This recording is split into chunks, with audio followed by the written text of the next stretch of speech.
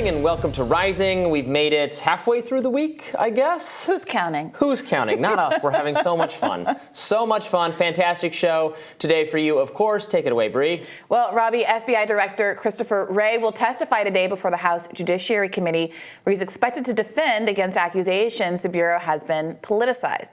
Committee members will likely grill Wray on a new House Judiciary report that alleges the FBI worked with Kyiv intelligence to censor social media accounts critical of Ukraine, something we already knew thanks to journalist Aaron Mate and Lee Fang's separate reporting on the matter.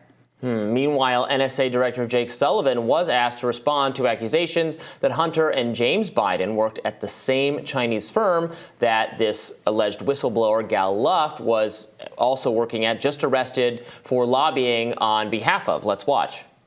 Yesterday, the U.S. Attorney for the Southern District of New York indicted a man named Gal Luft for violating the Foreign Agents Registration Act by working without registration for a company called CEFC China Energy.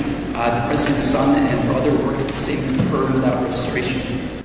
I've not seen that and can't comment on it. Yep. Well, over at MSNBC, anchor Nicole Wallace cast doubt on Republicans' case against the so-called Biden crime family. Let's watch.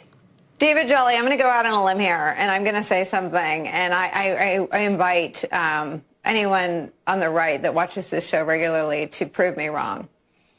I don't think any Republican ingesting truth serum actually believes that there's been any political interference by Merrick Garland or his deputies in the Hunter Biden cases.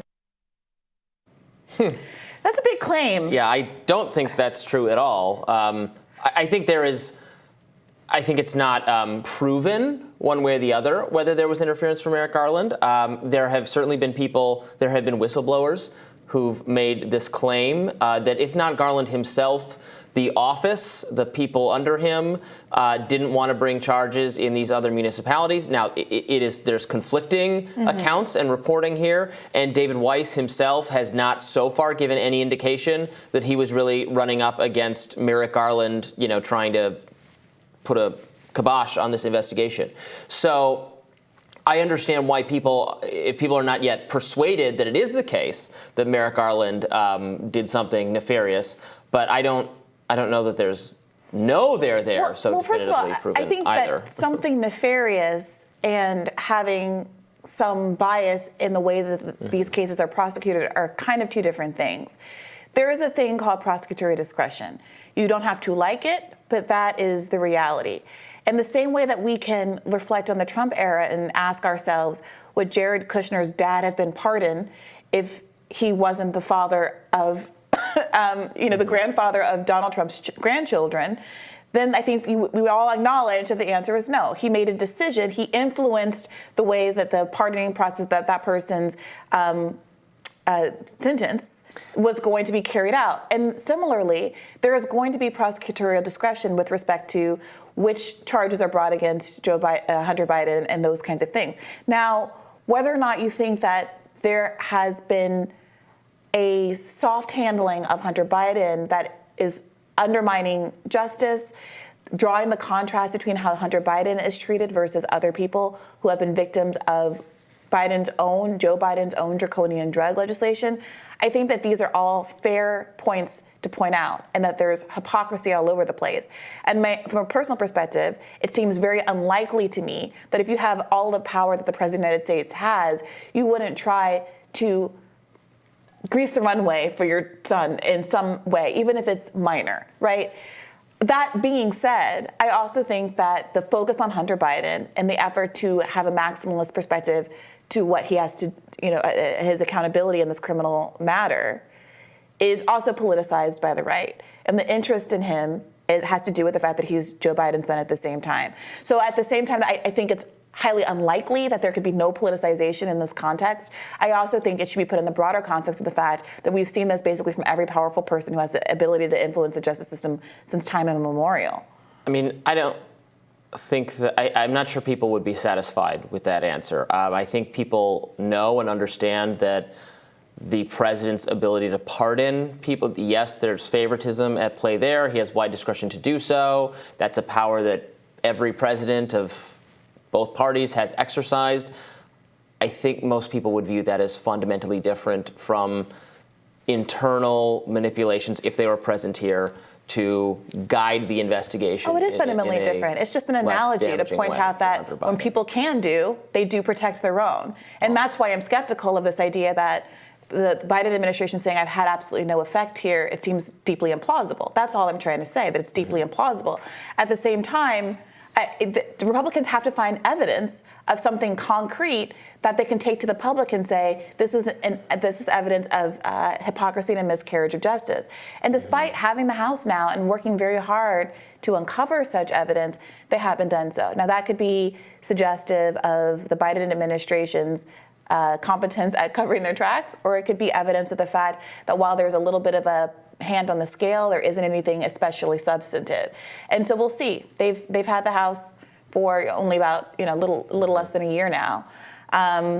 But I think at a certain point, we talked about this yesterday, it will become a bit of a boy who cried wolf situation if they're not able to land some harder evidence. What about these reports now, reaching the mainstream that U.S. law enforcement was working with social media companies to de-verify or censor critics of the bipartisan consensus on Ukraine? This is obviously something that, if you're watching this show, you know all about, because we've had on Li Fang and Aaron Mate and Taibbi and Schellenberger, et cetera, to talk about how pervasive and wrong this is. Of course, when they do it, they're ignored by the mainstream and the establishment, but now this is kind of hitting the attention of the mainstream that, oh wow, yeah, there was some of this going on, which is, totally outrageous that a foreign government is exercising censorship powers over U.S. social media companies and over Americans, despite the existence of the First Amendment. Yeah, well, it's really such a shame. It really points to how important having transparency at companies like Twitter really was, and continues to be, and why it's so disappointing that someone like Elon Musk would choose to shut down the Twitter files over this interpersonal dispute with Matt Taibbi. They were ultimately only able to access and process a very small fraction of all of the documents that, of course, exist since the founding of Twitter, 2009 or whenever that was. But also going forward, we have no assurances about what Twitter is currently doing, other than Elon Musk's periodic admissions on the app that he, for example, is willing to censor on behalf of Modi in India and things like that, which is not especially reassuring to people who thought that he would take a harder stance against authoritarian governments influencing the app, not a softer one than Jack. Even Jack pointed out that he had stood up to Modi more than Elon Musk has done, even though Jack is broadly supportive of Elon Musk and the way he's running the app. But they were not standing up to the Ukrainian officials, right? That's what we're talking about now.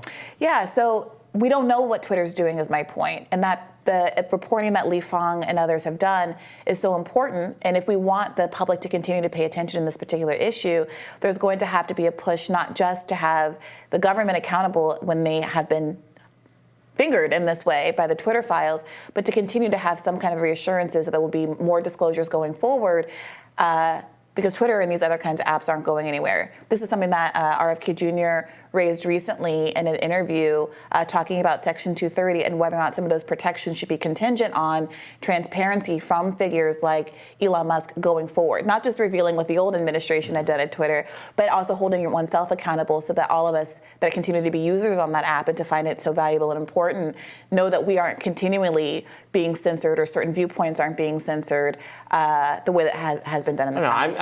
I'm getting to the point where I would love to see more transparency, more disclosure, et cetera, but I've done and seen enough now, and now I want the people who made these demands fired. I want them dealt with. I want these agencies to stop having these practices. I want wholesale reform of the FBI and the State Department and Homeland Security and the CDC and everyone else and the White House Communications Office, everyone who made it their business to just sit around flagging jokes and content they didn't like for Twitter moderators.